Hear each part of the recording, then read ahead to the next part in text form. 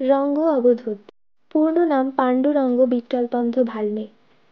21শে November 1898 সালে এই ধরাধামে তিনি অবতীর্ণ হন। তিনি ছিলেন হিন্দু ধর্মের দত্তপন্থের একজন মরমী সাধক। তপস্বী হওয়ার আগে তিনি একজন সমাজকর্মী এবং স্বাধীনতা কর্মী ছিলেন। ভারতের গুজরাট রাজ্যে দত্তপন্থের সম্প্রসারণের জন্য তাকে আজও কৃতিত্ব দেওয়া হয়। আধ্যাত্মিক প্রবণতার কারণে তিনি চাকরি ছেড়ে তপস্যা গ্রহণ করেন।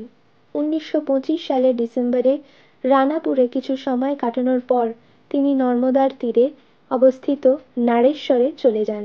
সেখানে তিনি 108 বার সরস্বতীর শ্রী দত্ত পুরাণ পাঠ করেন। 1927 সালে তিনি 108 দিন পায়ে হেঁটে নর্মদা পরিক্রমা সম্পন্ন করেন। মা নর্মদার তীরেই আজ গড়ে উঠেছে তার পুণ্য সাধনস্থলী। নর্মদার পরিক্রমার মার্গে আমরা আজ তার সেই সাধনস্থলীতেই এসে পৌঁছেছি। তাকে দত্তাত্রেয় ভগবানের অবতার বলেই মানুষ বিশ্বাস করেন। তার লেখা গান, বাণী, তার সাধন সময়ের কিছু দুর্লভ ছবিকে সংরক্ষণ করে এখানে গড়ে উঠেছে একটি মিউজিয়াম। সেই মিউজিয়ামেই আমরা এখন পরিদর্শন করছি। পরিদর্শন মুহূর্তে তার অভূতপূর্ব সকল লীলা কথা শুনতে শুনতে যেন পরমাত্মার তরঙ্গ রন্ধ্রে রন্ধ্রে খেলে উঠেছে। রঙ্গ বলছেন, পুরো পৃথিবী আমায় পাগল বলে। হ্যাঁ, আমি পাগল, তুমিও পাগল, পুরো পৃথিবীটাই পাগল। কে পাগল নয় আমায় বলতে পারো? এই সব পাগলেরা আমায় পাগল বলছে। এরা কেউ ধনসম্পত্তির জন্য পাগল, কেউ শরীরের জন্য পাগল, কেউ বা অন্য কিছু। কিন্তু আমি ধন্য যে আমি ভগবানের জন্য পাগল।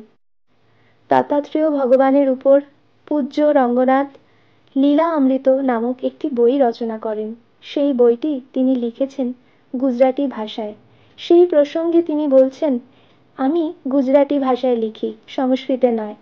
সংস্কৃত জ্ঞানীদের ভাষা। কাঠের বাক্সে রাখা রত্ন কি রত্ন নয়? আমি এই বইটিতে জ্ঞানের ভাণ্ডার গুছিয়ে রেখেছি। মৌমাছি ছোট হলেও তার মধুর স্বাদ কিন্তু মিষ্টি।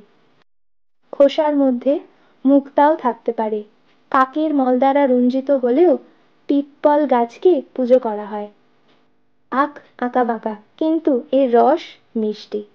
রাজহাঁস মুক্তার স্বাদ গ্রহণ করে, আর কাক মল খায়। একইভাবে জ্ঞানীরা পদার্থ তুলে নেয় এবং জাগতিকরা ইন্দ্রিয় সুখের আনন্দে ডুবে থাকে। তাই তিনি জানিয়েছেন, পৃথিবীতে প্রতিটি পদক্ষেপে নিম গাছ আছে, কিন্তু চন্দন গাছ বিরল। কেবল একজন বিরল ভাগ্যবান ব্যক্তি ইচ্ছা উৎপাদনকারী স্বর্গীয় বৃক্ষ দেখতে পান।